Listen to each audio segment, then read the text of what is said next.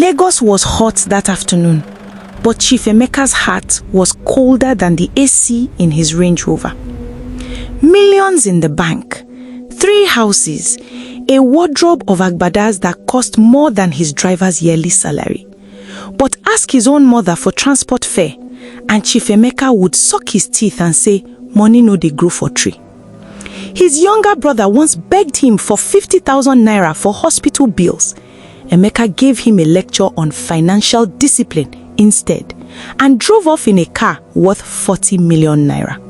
His parents, the ones who sold their only land to send him to university, still fetched water from a borehole 3 streets away. He never once asked if they were fine. That morning, as he stormed toward Oshodi Motor Park, his driver was on leave. A beggar sat by the roadside, palms out, eyes tired. Oga, anything at all, I beg. Emeka almost walked past, but something, maybe guilt, maybe God, made him stop. He dropped a crumpled $1 note into the man's hand, his very first act of giving ever. The beggar looked up slowly. His eyes were different, too calm, too knowing. "Don't enter that bus," he said, pointing at the rickety yellow danfo pulling into the park. "Not today." "Wetin concern you?" Emeka snapped, but his legs didn't move. He watched the bus fill up, watched it pull off, horn blaring into traffic. 20 minutes later, his phone buzzed, then buzzed again, then didn't stop.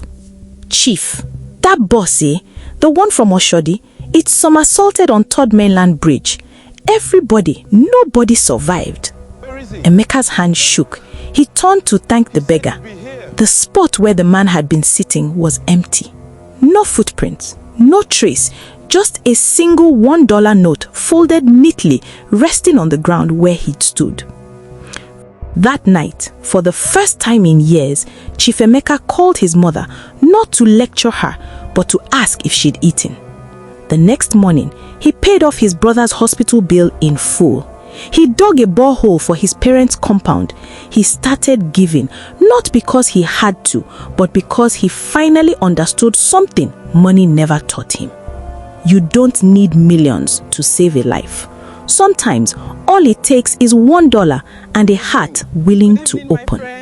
Because the smallest act of kindness might be the very thing standing between you and a road you were never meant to take.